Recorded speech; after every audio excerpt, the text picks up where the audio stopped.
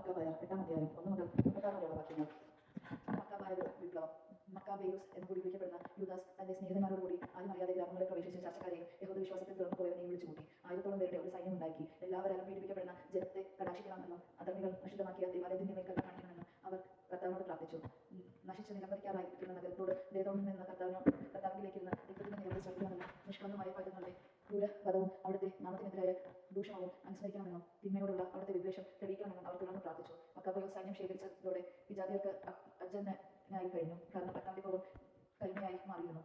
മുന്നറിയിപ്പ് കൂടാതെ അവൻ പട്ടണങ്ങളിലും ഗ്രാമങ്ങളിലും കടന്നു ചെന്ന് അവ അഗ്നിക്കിരയാക്കി തന്ത്രപ്രധാനങ്ങളായ സ്ഥലങ്ങൾ പിടിച്ചടക്കി. ഒട്ടേറെ ശത്രുക്കളെ തുരത്തി ഓടിച്ചു. രാത്രികാലമാണ് ഇത്തരം പ്രവർത്തനങ്ങൾക്ക് ഏറ്റവും അനുകൂലമായി അവൻ കണ്ടത്. അവന്റെ വീരപരാക്രമങ്ങൾ എവിടെയും സംസാര വിഷയമായി.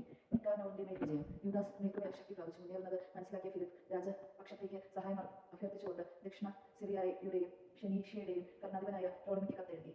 യഹൂദ വംശത്തെ ഉന്മൂലനം ചെയ്യാൻ ടോളമിയുടനെ നിക്കാനോറിനെ നിയോഗിച്ചു. അവൻ പത്രോക്ലാസിന്റെ പുത്രനും രാജാവിന്റെ മുഖ്യമിത്രങ്ങളിൽ ഒരുവനായിരുന്നു. വിവിധ രാജ്യങ്ങളായ 20,000-ൽ പരം പടയാളികളായി പട്ടാള സേവനത്തിൽ പരിചയസമ്പന്നനും സൈന്യാധിപനുമായ ഗോർജിയാസിനെയും ടോളമി അവനോടുകൂടി അയച്ചു. കപ്പമായി റോമാക്കാർക്ക് കൊടുക്കേണ്ടിയിരുന്ന 2000 താലന്ത് യുദ്ധത്തടവുകാരനായ യഹൂദരെ അടിമകളാക്കി ശേഖരിക്കാൻ നിന്നോക്കം തീരുമാനിച്ചു. ഒരു വലിയ താലന്ത് യഹൂദരായ 90 അടിമകൾക്ക് വിൽക്കപ്പെടണമെന്ന് അവൻ തീരദേശ നഗരങ്ങളിൽ ആളയച്ച് പരസ്യപ്പെടുത്തി. സർവശക്തന്റെ ശിക്ഷാവിധി തന്റെ മേൽ പതിക്കാറായെന്ന് അവൻ അറിഞ്ഞില്ല. നിക്കാനോറിന്റെ പടയേറ്റത്തെക്കുറിച്ച് അറിവ് കിട്ടിയ ഉടനെ യൂദാസ് അന്യോന്യങ്ങളെ വിവരം ധരിപ്പിച്ചു. അവരിൽ ഫീനിക്കളും ദൈവത്തിന്റെ നീതിയ നിർവഹണത്തിൽ പ്രത്യാശയില്ലാത്തവരുമായവർ പലായനം ചെയ്തു. മറ്റുള്ളവർ തങ്ങൾക്ക് അവശേഷിച്ചിരുന്ന വസ്തുവകൾ വിറ്റു. യുദ്ധത്തിന് മുൻപ് തന്നെ തങ്ങൾ വിറ്റ് കഴിഞ്ഞ അധർമ്മിയായ നിക്കാനോറിൽ നിന്ന് രക്ഷിക്കണമേ എന്ന് അവർ കർത്താവിനോട് പ്രാർത്ഥിച്ചു. തങ്ങളുടെ പ്രതി അല്ലെങ്കിലും കർത്താവ് പിതാക്കന്മാരോട് ചെയ്ത ഉടമ്പടിയും തങ്ങൾ ധരിക്കുന്ന അവിടുത്തെ വിശുദ്ധവും മഹനീയമായ നാമവും ഓർത്തെങ്കിലും ഇത് ചെയ്യണമെന്ന് അവർ പ്രാർത്ഥിച്ചു.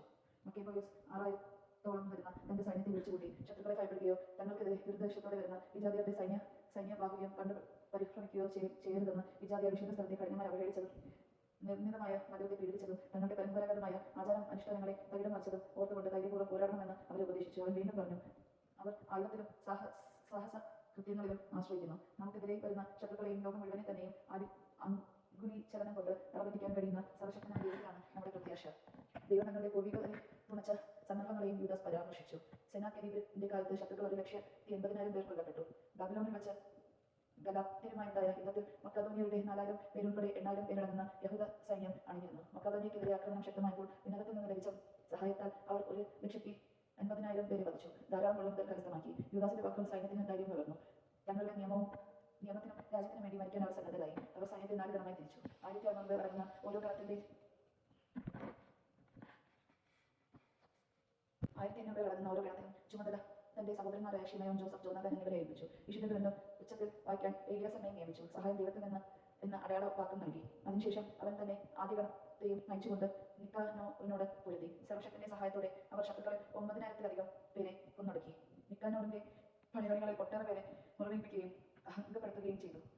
അങ്ങനെ അവർ ശത്രുക്കളെ തുരത്തി. തങ്ങളെ അടിമകളാക്കി വാങ്ങാൻ വന്നവരുടെ പണം അവർ പിടിച്ചെടുത്തു. ശത്രുക്കളെ കുറെ ദൂരം പിന്തുടർന്നതിനു ശേഷം നേരം വൈകിയതിനാൽ അവർ മടങ്ങിപ്പോന്നു. അത് സാബത്തിന്റെ തലേനാളായിരുന്നതിനാൽ അവർ അനുധാവനം തുടർന്നില്ല. ശത്രുക്കളും ആയുധങ്ങളും വസ്തുക്കളും ശേഖരിച്ചതിനു ശേഷം അവർ സാബത്ത് ആചരിച്ചു. ആ ദിവസത്തിനു വേണ്ടി തങ്ങളെ കാത്തുരക്ഷിക്കുകയും കരുണയുടെ ആരംഭമായി അതിനെ നിശ്ചയിക്കുകയും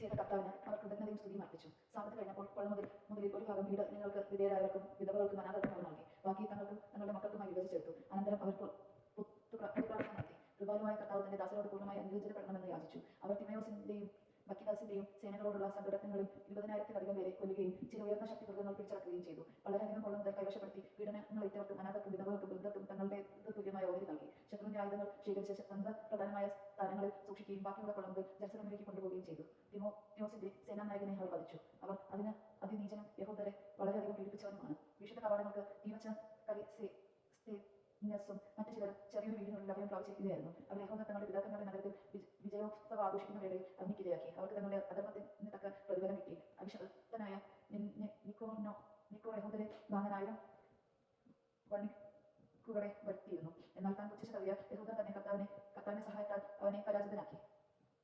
സ്ഥാനവസ്ത്രങ്ങൾ അഴിച്ചുമാറ്റി ഒളിച്ചോടുന്ന അടിമ എന്ന പോലെ പലായനം ചെയ്ത് അവൻ അന്ത്യോക്യയിലെത്തി. സ്വന്തം സൈന്യത്തെ നശിപ്പിക്കുന്നതിൽ മാത്രമേ അവൻ വിജയിച്ചുള്ളൂ. ജെറുസലേം ജനതയെ അടിമകളാക്കി റോമാക്കാർക്ക് കൊടുക്കാനുള്ള കപ്പം ശേഖരിക്കാമെന്ന്